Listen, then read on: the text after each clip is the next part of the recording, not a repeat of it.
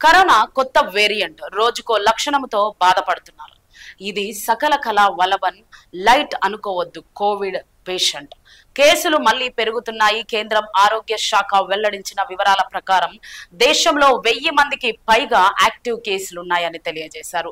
ఈ నేపథ్యంలో సింగర్ స్మితా తల్లి జోగులాంబ తాను తాజాగా కరోనా బారిన పడ్డానని, ఈ సమయంలో తాను ఎదుర్కొన్న లక్షణాలను వివరిస్తూ ప్రజలంతా అప్రమత్తంగా ఉండాలని సూచించారు. వ్యాక్సిన్ తీసుకున్నప్పటికీ కరోనా సోకిందని మాస్కులు ధరించడం, రద్దీ ప్రదేశాలకు దూరంగా ఉండడం వంటి జాగ్రత్తలు తీసుకోవాలని ఆమె సూచించారు. ఆ వివరాలు 6 ఏళ్ల క్రితం చైనాలో వెలుగు చూసిన ఈ వైరస్ ప్రపంచం మొత్తాన్ని భయపెట్టింది. ప్రపంచ వ్యాప్తంగా కోట్లాది మంది కోవిడ్ ప్రభావానికి గురికాగా అధికారిక లెక్కల ప్రకారం 70 లక్షల మందికి పైగా ప్రాణాలు కోల్పోయారు.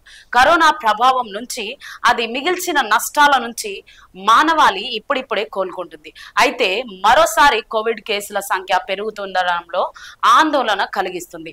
మన దేశంలో కూడా కోవిడ్ కేసులు నమోదవుతున్నాయి. దేశ వ్యాప్తంగా 1000 మందికి పైగా యాక్టివ్ కేసులు ఉన్నట్లు కేంద్ర ఆరోగ్య శాఖ వెల్లడించింది. కేరళ, మహారాష్ట్ర, ఢిల్లీలో కొత్త కేసులు ఎక్కువ సంఖ్యలో నమోదవుతున్నాయని తెలిపింది. ఇక ఇండియాలో 2 కరోనా కొత్త వేరియంట్లు గుర్తించారు.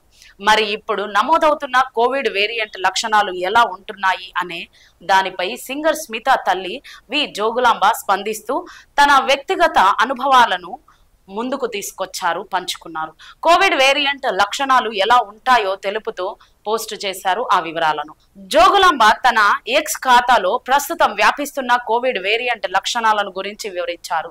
తాను 3 సార్లు వ్యాక్సిన్ తీసుకున్న కరోనా బారిన పడ్డానని చెప్పుకొచ్చారు.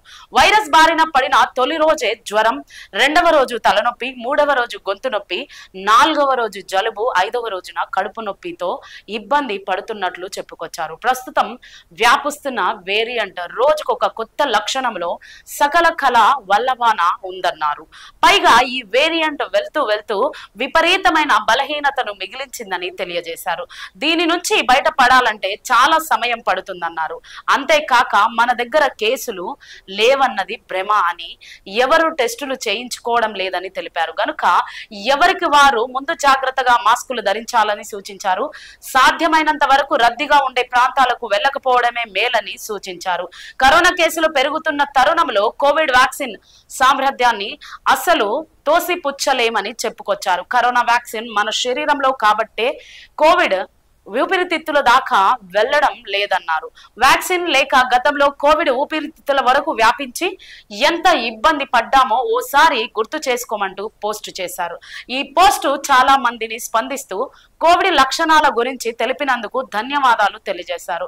త్వరగా కోలుకోవాలని ఆకాంక్షించారు. అలాగే కొందరు తమ స్వీయ అనుభవాలను పంచుకున్నారు.